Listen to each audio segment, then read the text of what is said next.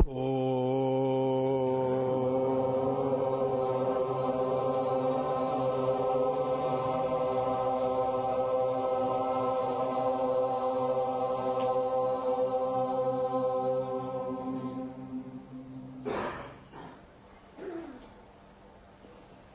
there be peace and love among all beings of the universe. Let there be peace.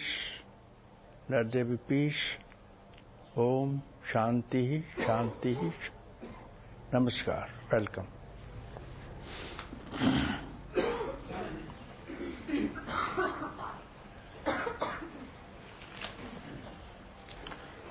I will attend to few questioners who are leaving tomorrow. Then I will call Mr. Williams.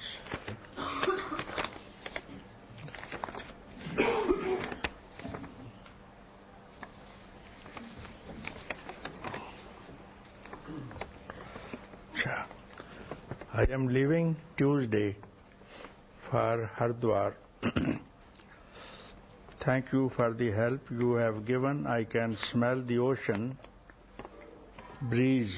I can hear the waves crashing and I can hear the seagulls calling, but I have not yet seen the ocean. Can you give some upadesh to clear my sight?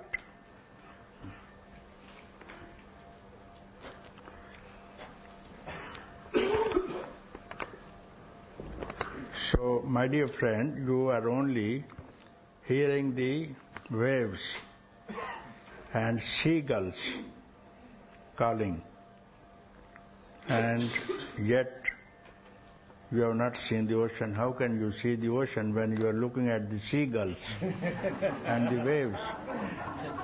And why they are collected there? Why the seagulls are there? Why the waves are there? When the seagulls are there, there must be an ocean. And these seagulls are fishing, picking up the fishes from the ocean. That's why they are there. They are not calling you. And the waves also, you are busy with looking at the waves, not from where they arise from. Underneath them, there is ocean. So you have to avoid the seagulls and also the waves. Then you will see the ocean. There must be ocean wherever there are waves. And you are busy watching the waves. What are the waves? Desires. Desires. To fulfill your desires. The seagulls are there to fulfill their hunger. That's why they are there. So you have to disengage yourself from the seagulls and the waves. In other words, any form. Wave is a form, seagull is a form, and the names. Don't look at the names and forms of the both. And you will see the ocean, your own self.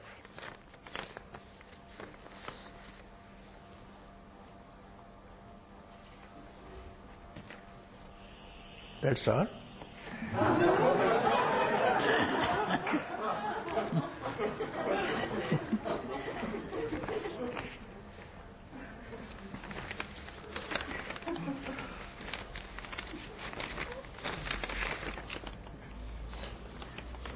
Swami Sattva Mukti. Swami Sattva Mukti. Not here?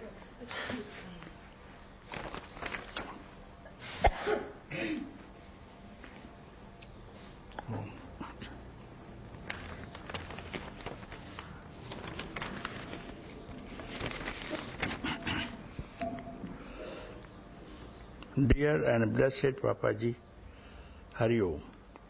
It's beautiful to watch you with your children, feeling the deep bonds of love that flow between you.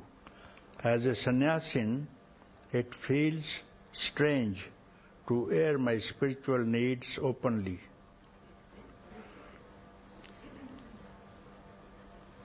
What do you mean by openly? speak them out. To speak them out.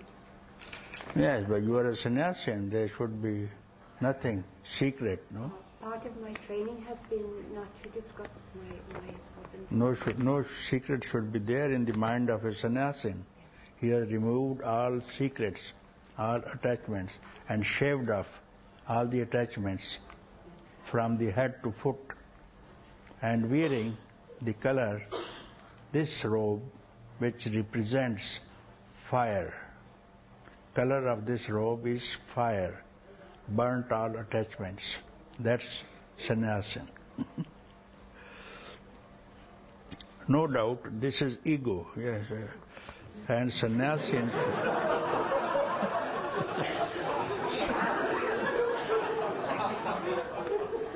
Ego. So you have brought from ego. Ego you have removed. Ego is with the white clothes that you have removed. White clothes means relationships with others. And when this cloth is worn around as a robe, means you have removed all attachments, you see. So please, Papaji, just sock it to me.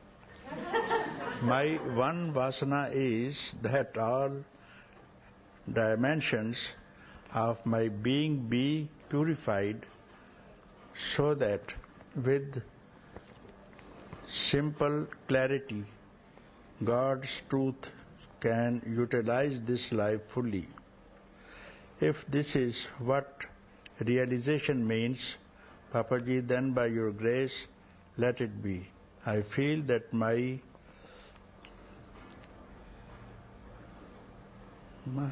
Guru. Huh? Guru.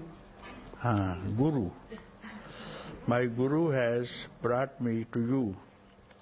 He has told me that for some years I have been going through a process of deconditioning, and that I must dive deep into dhyana as further inner awakening is approaching.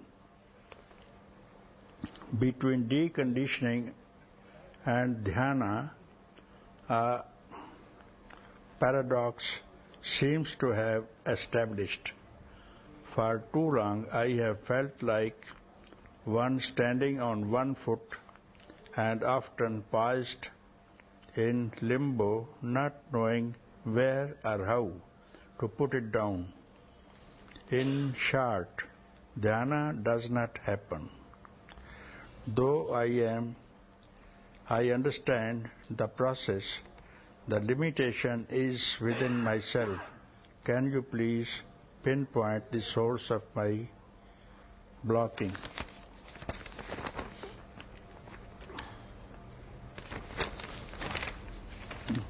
Sure.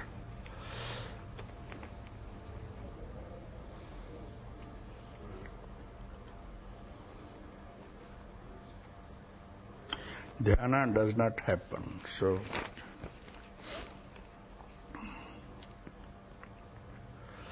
dhyana means when there is no vasana in the mind, and when the mind is completely empty, is called dhyana. So it cannot happen unless you give up, unless you get rid of all the vasanas, that I want this and I want that. That will disturb your dhyana. And when you sit in dhyana, you are not to think of any person or of any object. And if you don't do it, this is called dhyana, which can happen wherever you are. Even while talking, while walking, while awake, while asleep. Dhyana is always there, but when you want something, you disturb it, you see. So when you have no conditioning of the mind, then the dhyana is always there. This is your ultimate nature, to get into dhyana. And everyone is in dhyana, but he disturbs himself with desires of something which is outside. And this outside is not real. All what you see is falsehood. And if you wake up now, before the time is lost, then you will be entitled to moksham,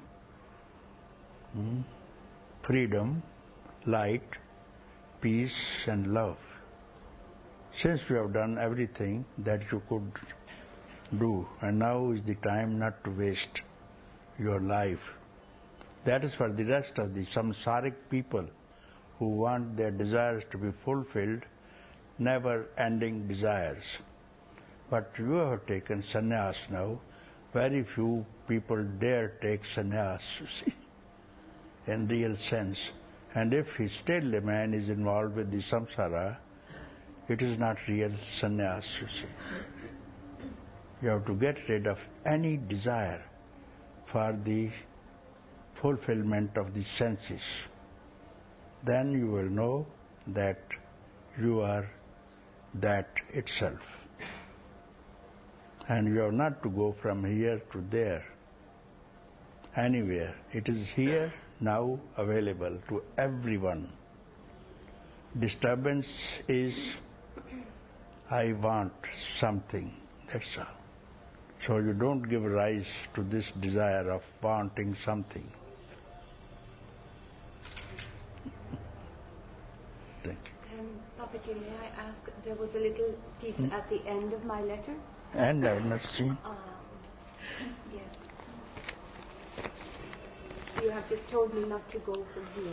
I would like to read. I have 4 more months to spend in India. Could you please tell me if this time would be the best use to travel south and visit holy places and saints, or should I find some place quiet to spend the time in sadhana?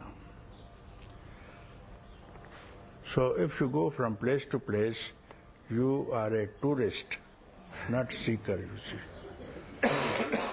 You find some place where you are not disturbed.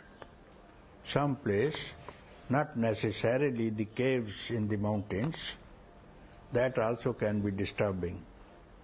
Cave in the mountain, I have seen people living in the caves in the Himalayas, yet they speak of their relations which they have left before, and also have intention to make an ashram, also to collect donations from the people, you see.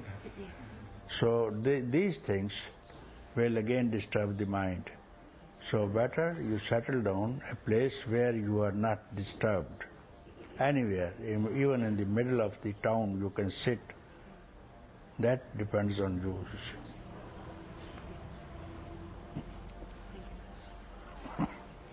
Any place which is not far away from the city also, that also is disturbing these days.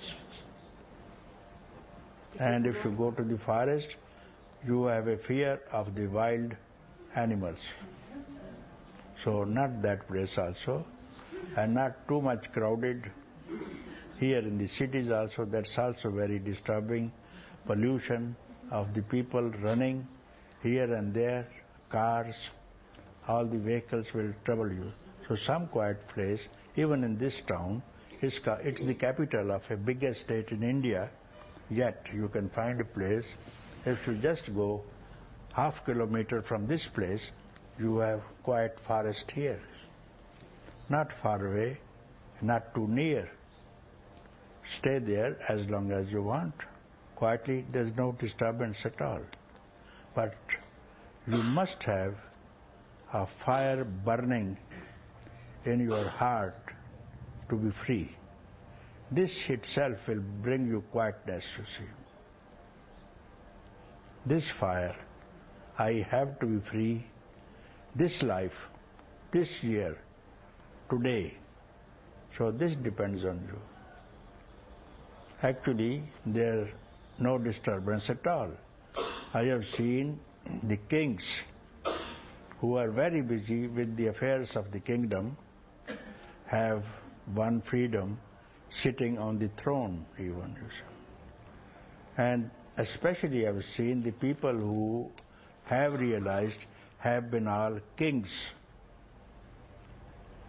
Janak was a king, Dasarath was a king, and Bharat was a king, and recently Gautam Buddha was also a king. So I don't see any beggars asking for freedom, you see. So it's very difficult because everybody, every common man has desires, and kings have most desires to extend their kingdoms, yet these kings have done. And there's no record here where a common man can be free, no desire arises. He only wants his desire to be fulfilled, you see. And if you have taken sannyas, it means that you have merit set your back previously. Otherwise, this desire doesn't come in the mind of a man to take up sannyas and run away from this samsara. It's very difficult. So you are lucky you needed only some way, the method, how to do it. So this I have told you. Anyway, don't disturb yourself by traveling. Traveling itself is a disturbance itself, you see. You go by trains, by planes, by road. So this is very disturbing. That's how I find it's not easy to travel. Better stay wherever you are. Find some place, even in your own apartment, sit down quietly and meditate on the self. Okay.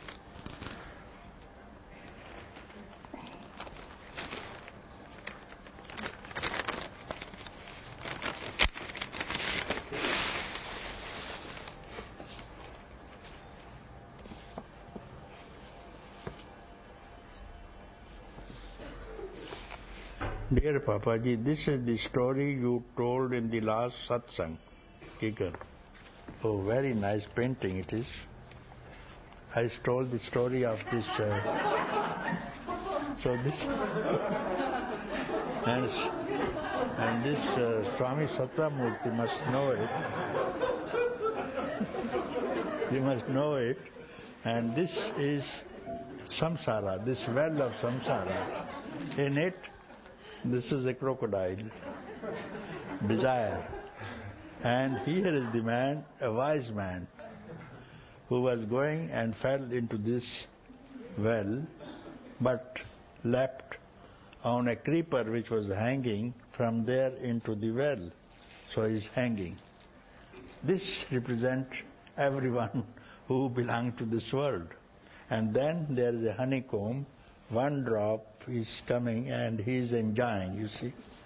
So this is the whole story of samsara. This is the samsara. This is represents every man, and then this life is hanging. Then two rats are cutting the life every day and night.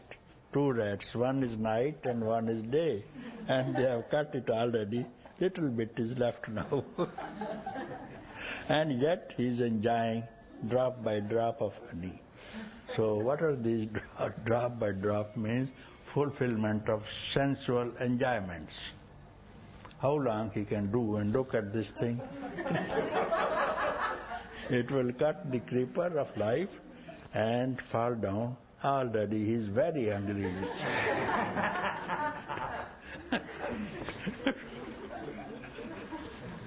So this is the samsara, you see.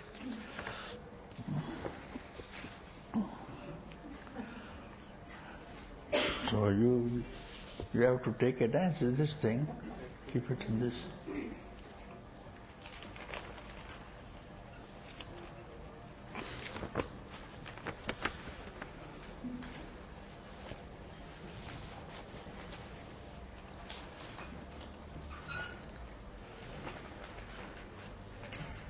I introduce to you Mr. Peter Wilson, who publishes a Bodhi Tree News. And he is here for interview and asking some questions. So I will request him to please come and sit down here.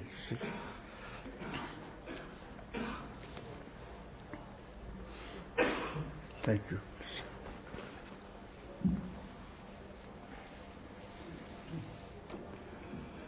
I have a copy of your questions here. I'm not actually the publisher.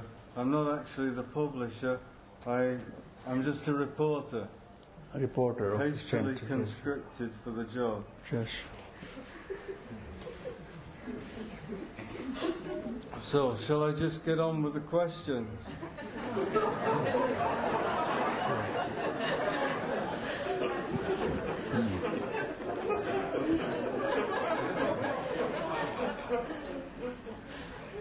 As you may be aware, the Bodhi Tree News is primarily a Buddhist magazine.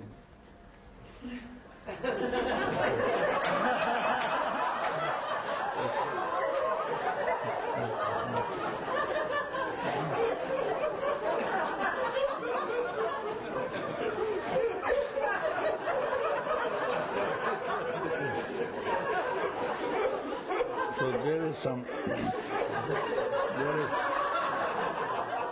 magazine, many magazines in the world, no? Yeah. So what is the speciality about this magazine, Buddhist magazine? Yeah, it's supposed to be about Dharma. Dharma. Mm-hmm. Yes, very good.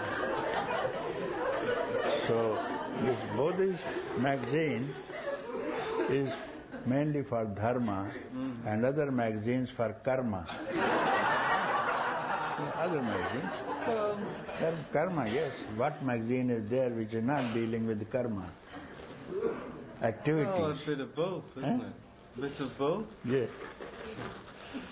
Okay. Well, can I go on with the question? Okay. Then next. So what is the question here? Is your teaching on emptiness, Yeah. that is the emptiness of the self, Yeah. essentially a synthesis of Buddhist and Hindu teaching?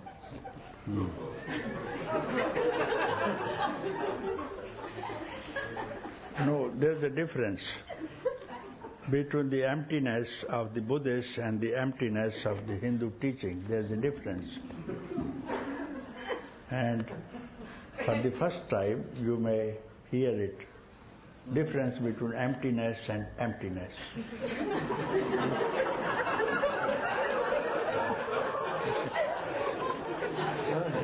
Very revealing. Very revealing.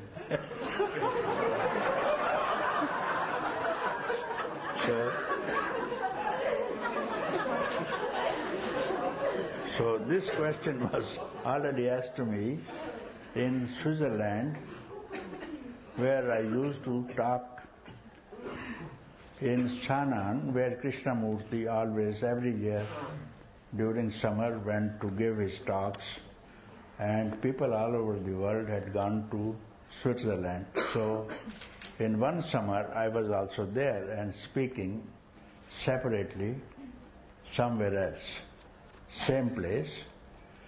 So the people observed that my teaching and the teachings of the Krishnamurti are the same. So this dialogue was going on between people. I wasn't there, but I was informed later that someone who lectures on behalf of the Krishnamurti Foundation was there, and he said, no, Krishnamurti speaks different things, and Poonja speaks different emptiness, you see. So what is emptiness of Krishnamurti? He says, remove the concepts from the mind, and this is called freedom or emptiness, isn't it? If there is a vessel full of water, and you throw this water away from this vessel, it is empty, isn't it? Mm-hmm. And this is what Krishnamurti is speaking about emptiness.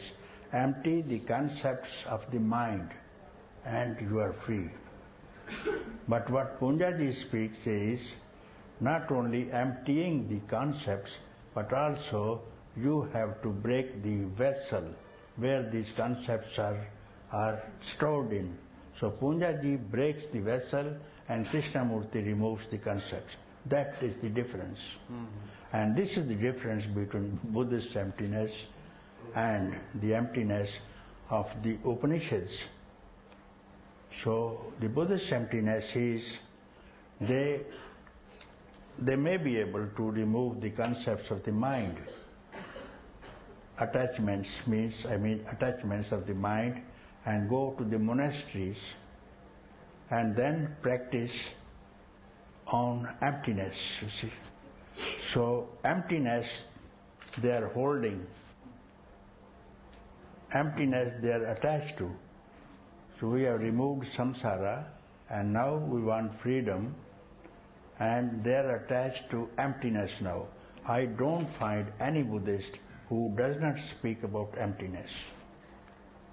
So they are attached to emptiness as they have been attached to things, or ideas, or persons.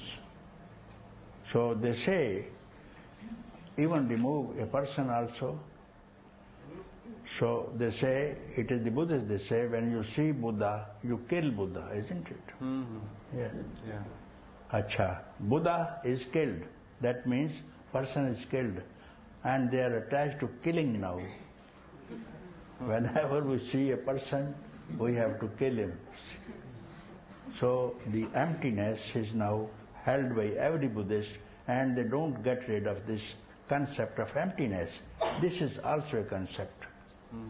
I belong to samsara, I am bound concept.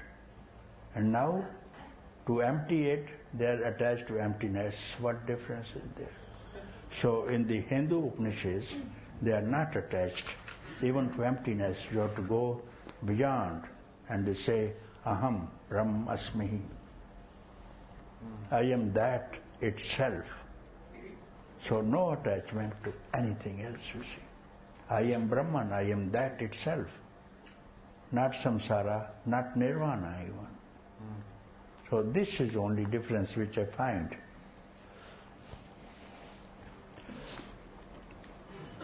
But it's just words, isn't it? Surely the Buddhists are doing the same thing, attempting to do the same thing.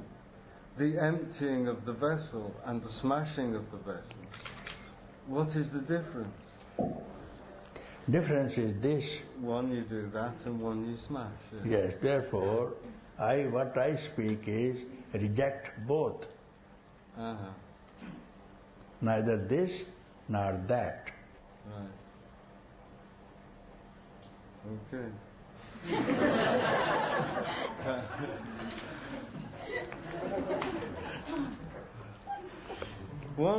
This is the next question.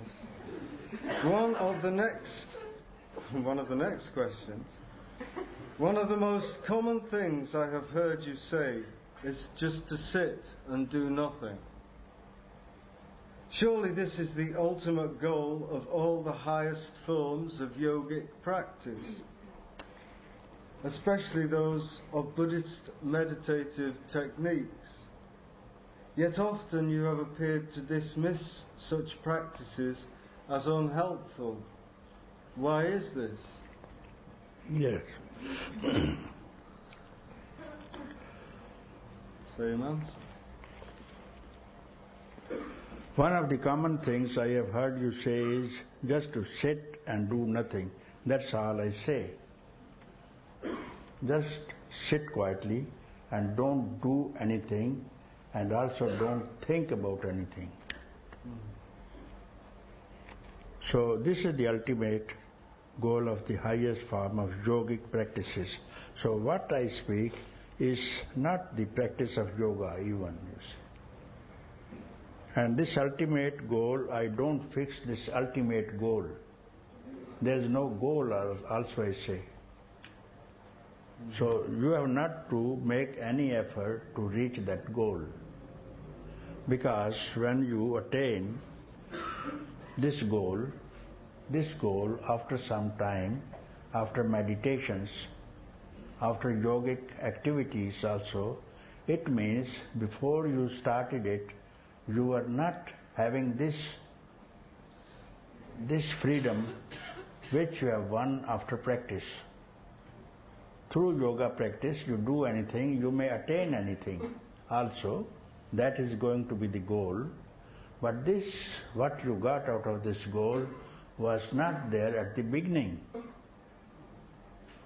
So whatever you attain or regain, this is due to your practices, and it means that it was absent when you started. As you want to buy a car of 94 model, which is not there, and you have to buy it, book it, reserve your car for this thing, and you have to arrange funds, borrow from the banks, or whatever it means. So now the car is not here. And with the arrangement of money, you will get it when it comes out of the factory. And now the car is not here. So like this, your goal to get a car will be fulfilled after your making efforts to collect your funds. So it's not here now today in front of your door. So like this nirvana, this liberation, freedom is not now here, and you start practice. You may get it, but then it was absent before.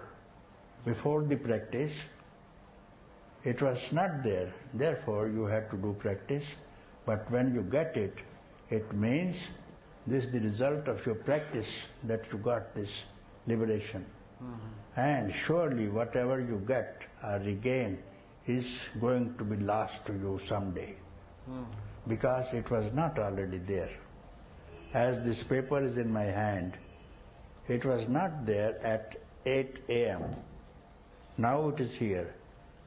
So when I finish with this thing, I have to finish with this thing. I will keep it aside.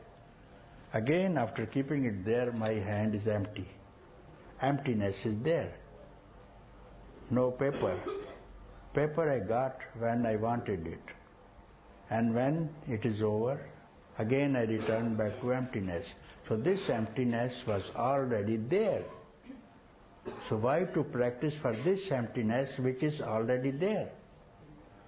So what I speak is, I don't speak about any nirvana or any liberation. I don't speak of it. I say you are already liberated. And if this liberation is not there already, and you gain it after some time with yogic exercises or meditations or concentrations, you are going to lose it one day. So what is gained and lost is not real. What it was before is real. Emptiness is real, which is already there. You are not to practice for it. So what is here now, you look at it now. It doesn't need any practice. So what is before is real? Yes. But what is after is not? No. What is before and after, both are unreal. Both are real? Both are unreal. Unreal. Yes. So which is not before or after, that is real.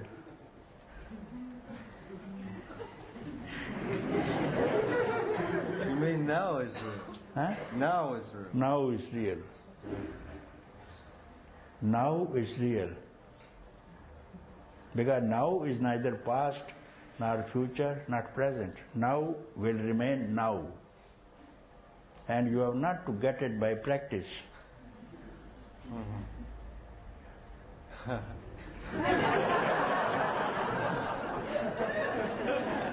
This is a good one. In Buddhism,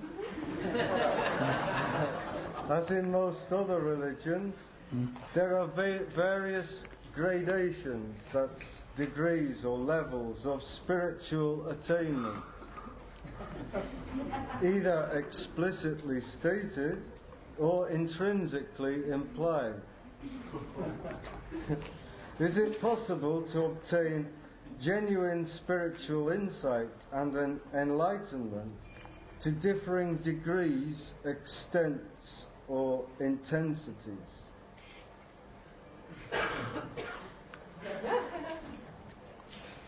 And if so, on what does this depend?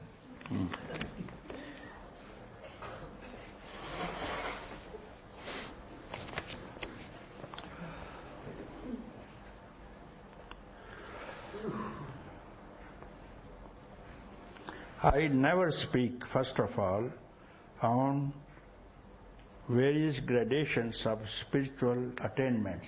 I don't speak of this. It is no grades in this thing. In emptiness, there are no grades that you have to practice and get one after the other. After explicitly stated, it's possible to obtain genuine spiritual insight and enlightenment to different degrees. I don't speak of degrees also. There are no degrees, no gradations. You don't need anything because this depends, you speak of practice, you see. By practice you got one stage, after deeper practice you got another one, and there's no end of it, you see. Therefore, I don't speak of there are any grades of enlightenment. What I speak is you are already enlightened. Do individuals who are already enlightened all reflect that enlightenment in different ways? There are no ways. There are no ways. No ways.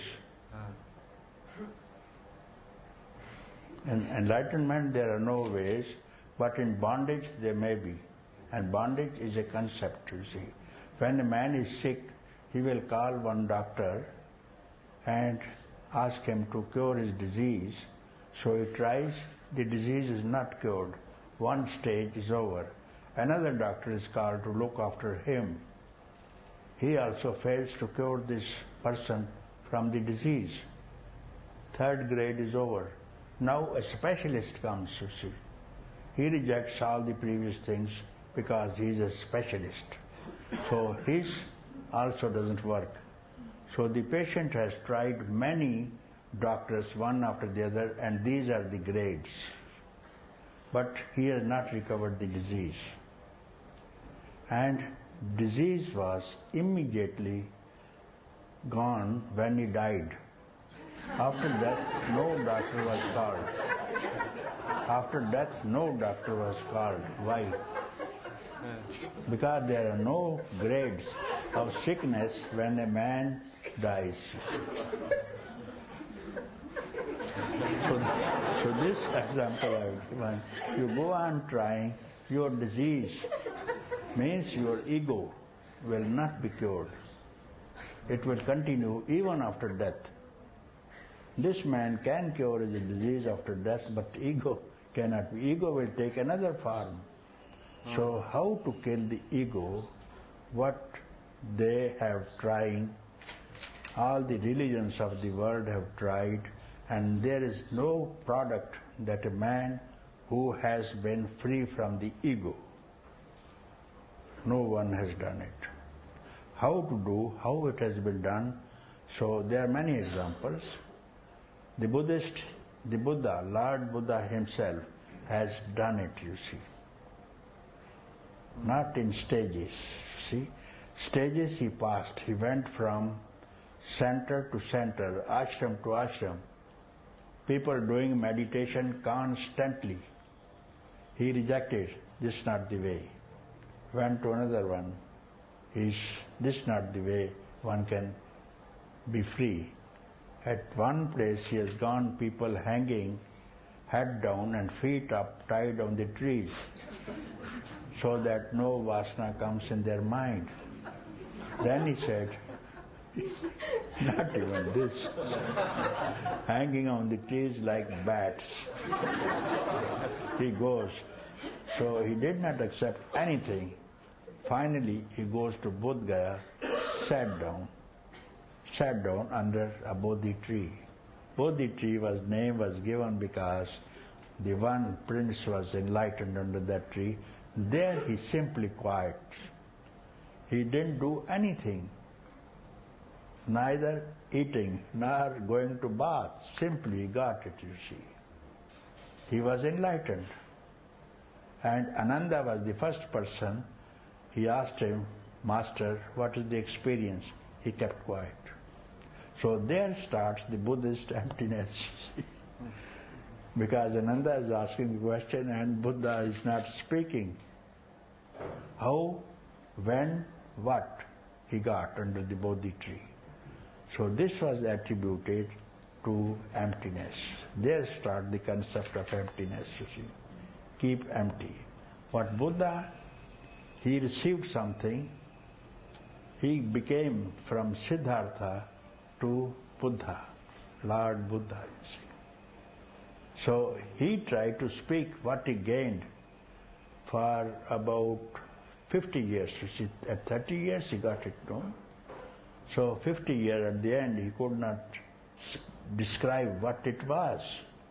This is called emptiness, which cannot be described by anyone so far. It cannot be polluted by word, by speech. That is called emptiness.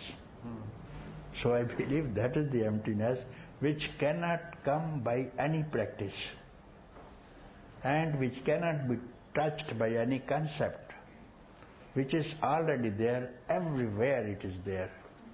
But if you go to seek it, you can't. You can't seek it because there is nothing to seek, nothing to attain. When you give up this search and also concept of attainment and regain, and then it is already there and you will see that it was there. Few will know it because everybody wants to do something. And by doing something, it's not going to be the result of any doing. So keep quiet. What I speak is keep quiet. Okay. Okay?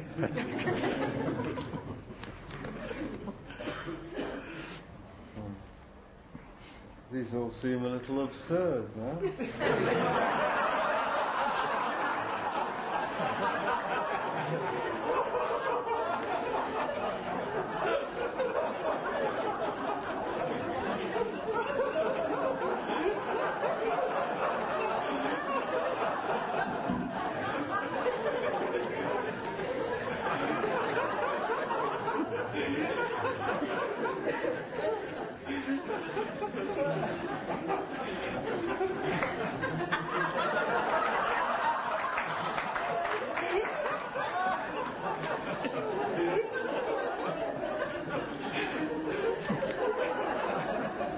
Shall we continue?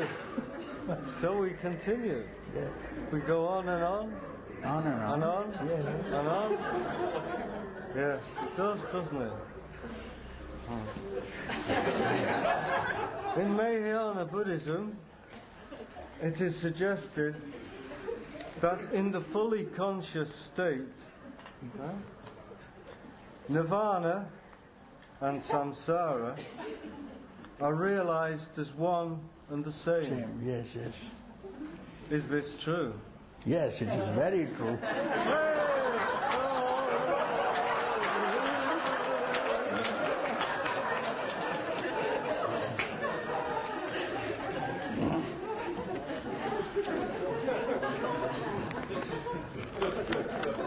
What's the question? Fully conscious state. Nirvana and samsara are realized as one and the same. Is this true? It is very true. But you have just turned over to next question. Now I have to ask you a question. What is nirvana? What is nirvana and samsara are realized as one and at the same. So what is nirvana? Samsara. Samsara. So all this is samsara. All this is samsara. How they can become the same? samsara and nirvana. So you yourself admit that you have not to do any practice to win nirvana. If they are same, everybody is samsara, why to do practice? One can practice or not practice, it's up to the individual, isn't it? What you attain by practice, I have already said, you are going to lose it. Yes. Because it wasn't there. Yes. So samsara is there, everybody is in samsara. Why you should practice for nirvana?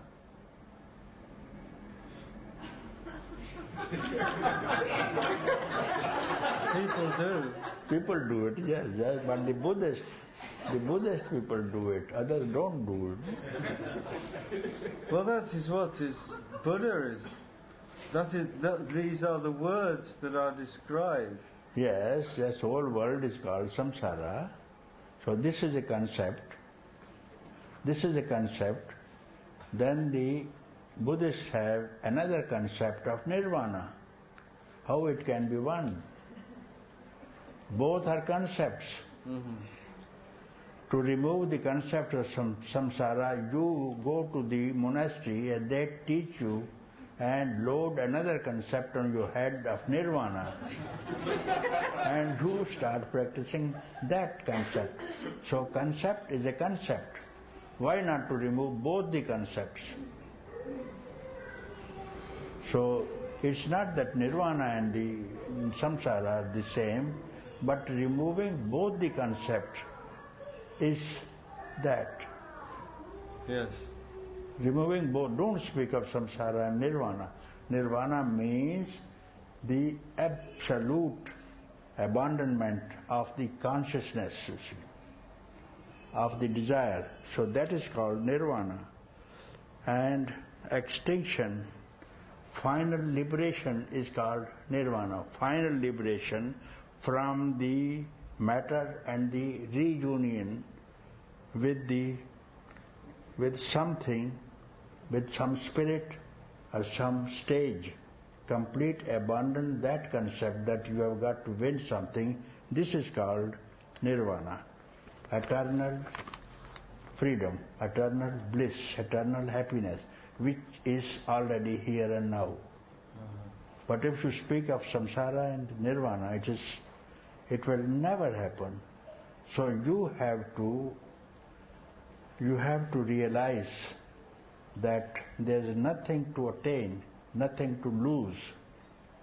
Nothing to attain, nothing to lose. This is called nirvana. Whatever happens in front of you, accept it. Whatever doesn't happen, don't reject, because it is already not there. So this question once was asked by a student to a teacher, how to get rid of this samsara and attain nirvana. This had been asked some generations ago. And then this teacher said, I will reply you how to get rid of this samsara. Very troublesome samsara. Nobody is happy in this samsara. So I will tell you how to get rid of this and attain nirvana. So the master one day was going along with his student. He sat under a tree. He said, I am very thirsty, and here at the river, you go and fetch me some water so that I drink here. And this river was about 10 yards from this tree where he sat down, you see. So he took a pitcher to bring the water for the master. So there he put the vessel into the water. There stood a very beautiful girl who came to fetch water. So he looked at her and fell in love with her, this girl. Pitcher in hand into the water of the river, eyes fixed with the eyes of this beautiful girl. And seeing, he offers, will you marry me? And then this girl says, no, here the custom of this place is, the girls are married by their parents. So I love you and you love me, but you have to ask my father. So if I go, I will show you who my father is. I will not come with you. I will go from the back door and listen to what you speak. You speak because you said you have graduated yourself in many sciences. You tell to my father, and our caste is the same, there can be no problems. So this girl showed him, there sat my father speaking to his other farmers who are tilling our lands, and we are the owner of this village. You speak to my father. And he went, saw the father. He asked him about his education, and he said, yes, I have graduated in philosophy, psychology, mythology, and astronomy, and geology. He counted many things, so he's very happy. He said, I have only one daughter, and I love her most because I have no son. So my condition is, you have to stay here, and you have every right to become the owner of this village when we die. So you don't take away my daughter to your place, you have to stay here. He agrees. Now some 2 years have passed. He gets a son. And another 4 years he gets a daughter. Then about 11 years he got another son. 3 children. Now they're very happy, you see. And his father-in-law and mother-in-law both died. Now his wife are the owner of this whole village and cultivation, you see. So once after 15 years or so after the marriage, the river, there was a spate, floods in the river, and river is now rising slowly, foot by foot. So it reaches the house. All houses drowned in the water. Then they go on the ridge of the mountain, standing there. All is drowned. Everywhere there's water. And now slowly the water is getting very strong, and this man is now grasping the hand of his wife, one daughter here, small children on the shoulders, you see. So somehow this child slipped away from the hand, and being washed in the current, he went to catch hold of his son, and the wife slipped away. And then he is going to trace both of them. Both the children have gone into the water and lost. And now this man is now suffering, you see. I have lost my wife, I have lost my children, I have lost everything. My cattle is dead, and my fields are gone. And slowly, river is now receding, slowly, quietly receding. And now he is crying, weeping, suffering in grief. Lost everything, lost the village and lost his wife and sons. He is sitting like this thing in great grief. And then his teacher comes. He says, what are you thinking about? Why don't you take this vessel out of the water? He said, thinking, what about my wife, children, house? Where are they? I say, this you are thinking. Just now you came, I told you to bring me water, and you have kept this water inside. Take it out. Take it out. Nothing has happened. Just seconds ago you came. Seconds ago you came. And it shouldn't take more than 5 seconds or 1 minute to bring the water back to me. But you thought. In this thought, he created time. He created space. He created relationships. He married. Time also came. Years also came in this single thought. It's a single thought. Yes, of course. You see, I am here, you are there, water is here. Where did you go? So this is the samsara, your own creation. Your own creation, and get attached to things which never happened before. He was as it is, bringing, taking water, that's all. Thought came. That thought created the beauty on a woman, marriage. All these things depend on your thought. So what I speak with you, with everybody, is don't think. If you do, this thing is going to happen. This samsara is your own creation. Then all these relationships, marriages, wives, daughters, sons, is your own creation. Therefore, if you don't think, nothing will happen. Nothing has happened. You stop thinking. And this is called nirvana. You stop thinking for 1 second.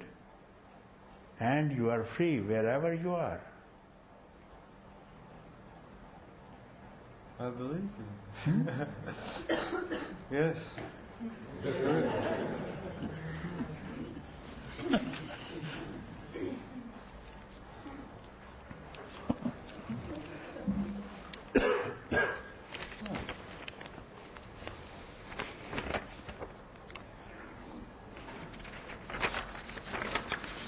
Papaji,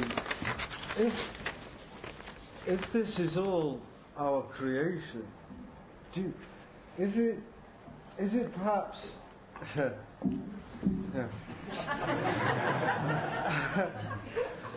this whole world that we live in is like a communal creation? Okay, I tell you, I told this story also, and you are not satisfied. In your own case, in your own experience, I am going to tell you. So, when you sleep and then you dream, in that dream, you see mountains, you see animals, you see forest, you see men, you see animals, isn't it? Don't you see? In the dream. I don't see a lot now. In the dreams, don't you see these things? Everybody dreams. Yes. In the dream, he will see men, his own relations, he sees mountains. So maybe 5 minutes dream, he will see a mountain. And mountain is not less than 2 billion years old. Instantly creation, mountain. Then come to the men. One man is old man, one is a child. Old man of 80, child is 10. 70 years difference between the two. All happened at the same time in 5 minutes. One is 100-year-old, one is 10-year-old, one is not yet born also. So how this happens when you are dreaming, this happens. And some are Buddhists, some belong to other religions. And these Buddhists are concentrating meditation and get nirvana. And others are enjoying their lives, whatever way they like. So one, after meditation, he has won nirvana. Others are still in samsara. By the way, you wake up. You wake up, your dream is gone. So what is the difference between one who has won freedom and the other not? One is become Buddhist, other belong to other religions. One is free, others are bound. What is the difference between one who is bound and one who is liberated in dream when you wake up? What is the difference? And what about those who have won nirvana and about those who have yet bound to their senses? What is the difference? The difference is in their personal experience. Personal, yes. Personal experience, that's what I say. You see many people in the dream, when you wake up you don't see them. Some are suffering, some are happy. What is the difference, one who is suffering and one who is happy, when you wake up?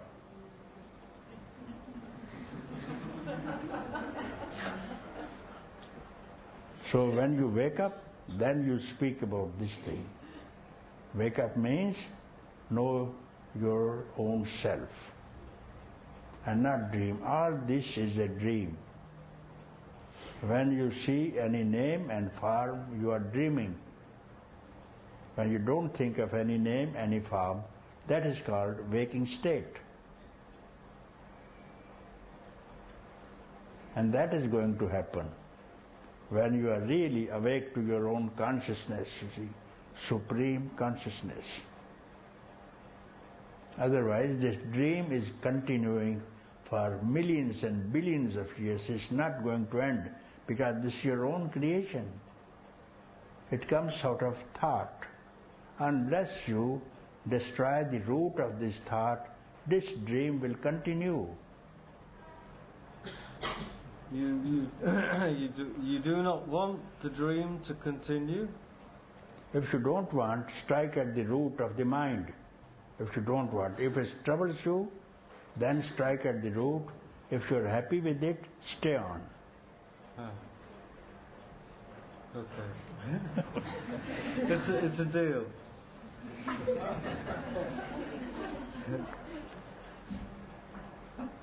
Next question. Yeah. You direct people to seek and find the source of all things, the seat of the self from which all things arise. Is this self then the creator of all things? In effect, the God of all creation? I think we just said that. It's called. If so, then is this our true self who is continually creating more and more forms of itself to gain ever more complex and subtle, tactile experience of itself? And is this what is called the play of Leela?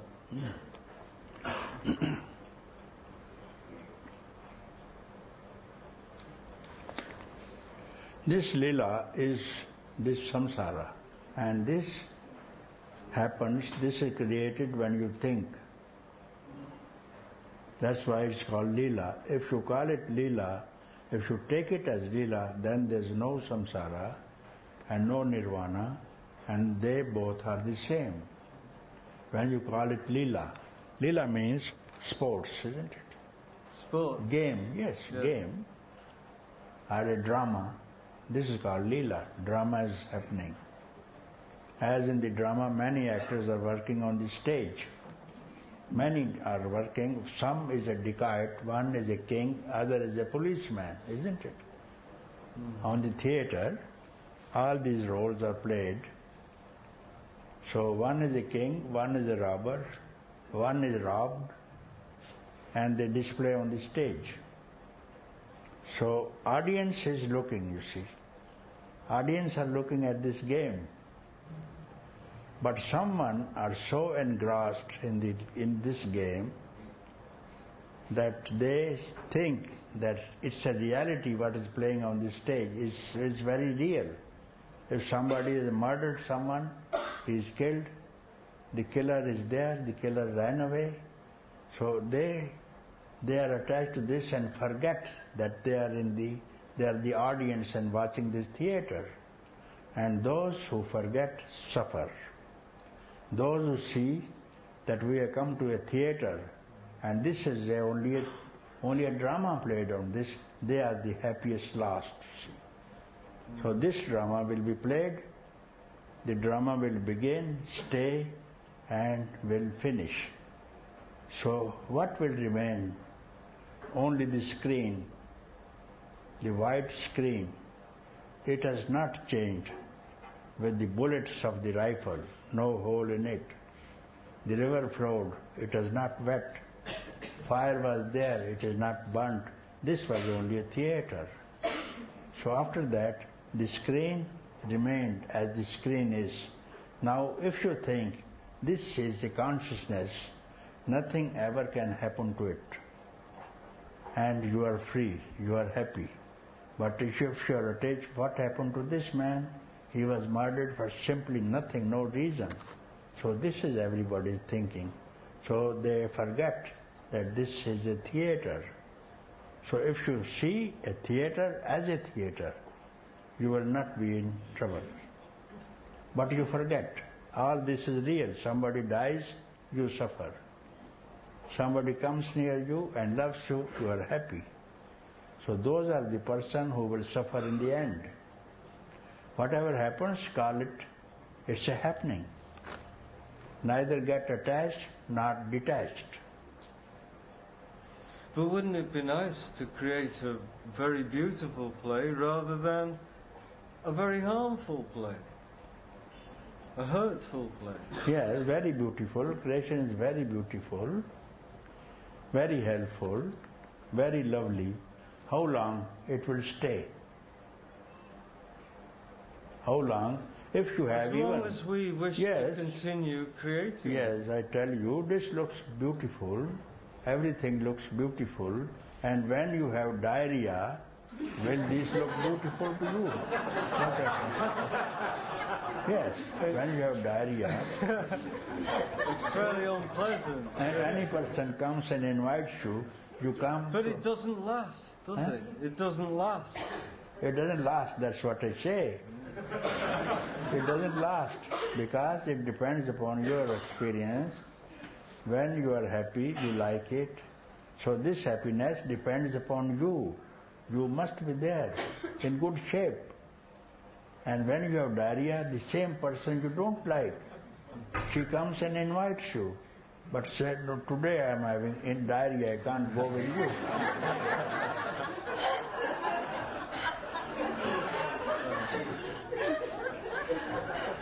So this depends on you. You must be in good shape. Good shape means you must have wisdom. You must have wisdom. This is not real, so I should not love it. What is not real, I should not love it, you see. So that is the difference. It depends on you. Good shape, keep yourself. Good shape means pure mind. So whatever happens, let it happen. What is not happening, don't care for it. This is called enlightenment. I'm doing my best. When I was here in April last, I remember that you had requested no further questions on the environment. Why was this? And do you intend to continue this request?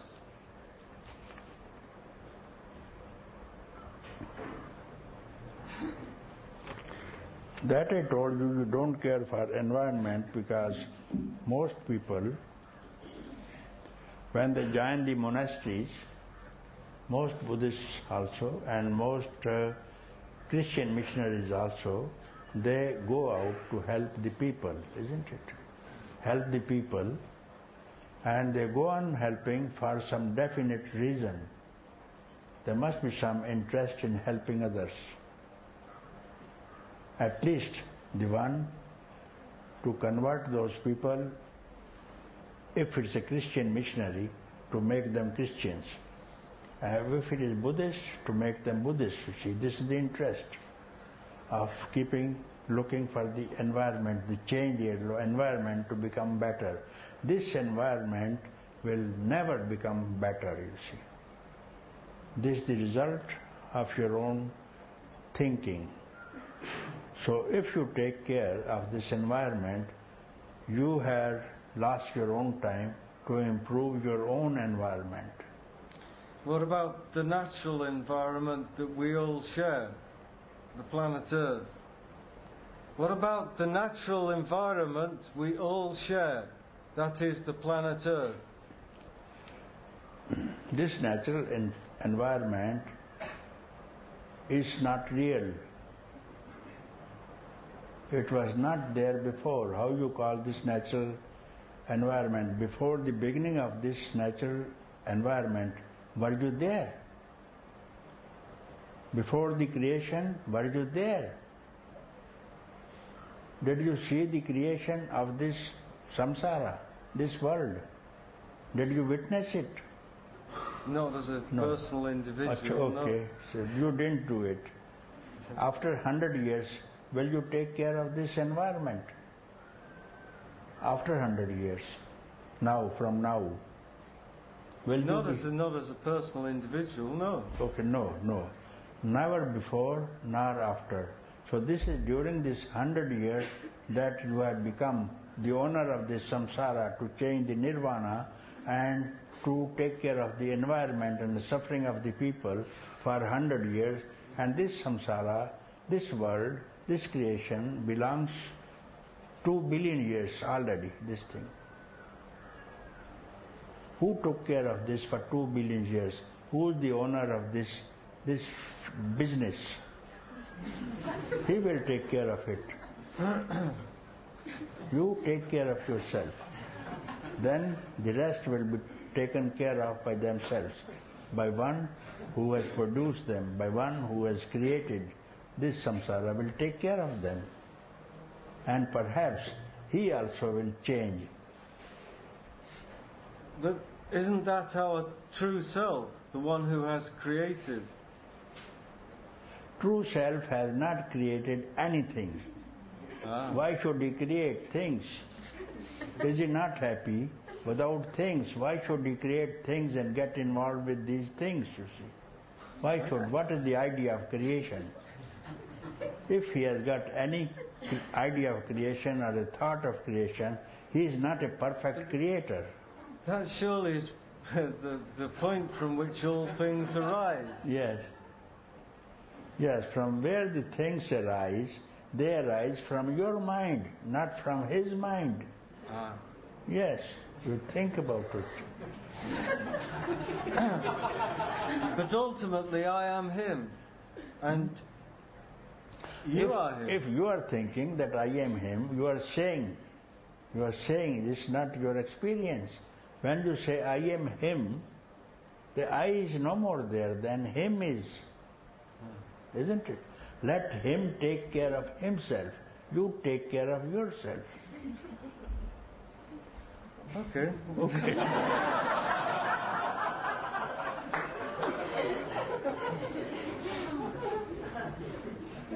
Last question.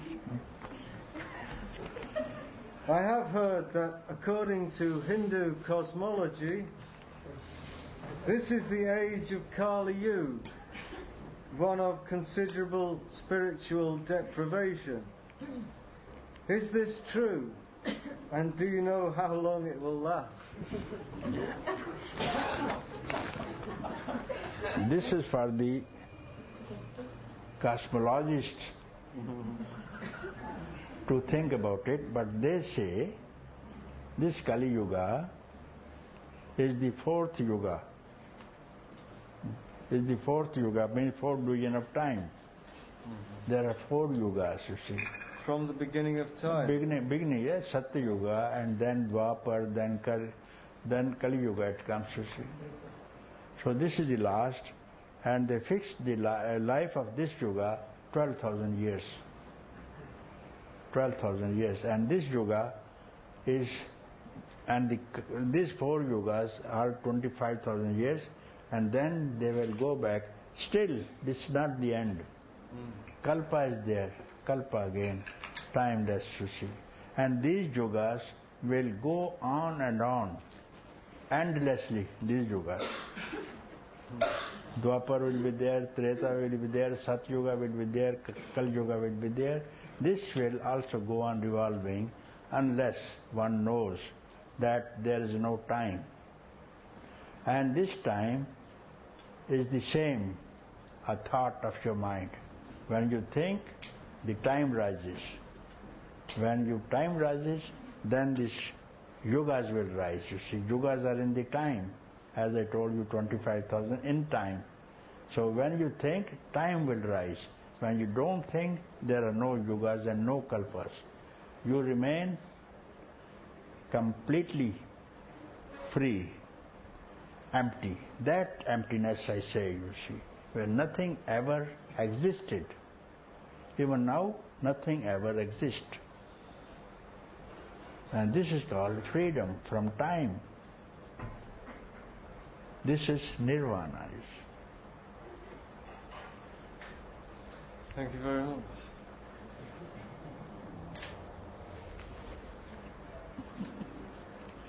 Thank you for your coming visit here. Thank you very much. I would like to stay a little longer. And the request of a dying man, one last request. May I speak to you sometime in the future about my personal experiences? Yes, I'll be very happy. Mm-hmm. Okay. I'll be very happy to listen to you. So whenever you are free to tell me your experiences, I am always available. Okay. Thank you. Thank you very much.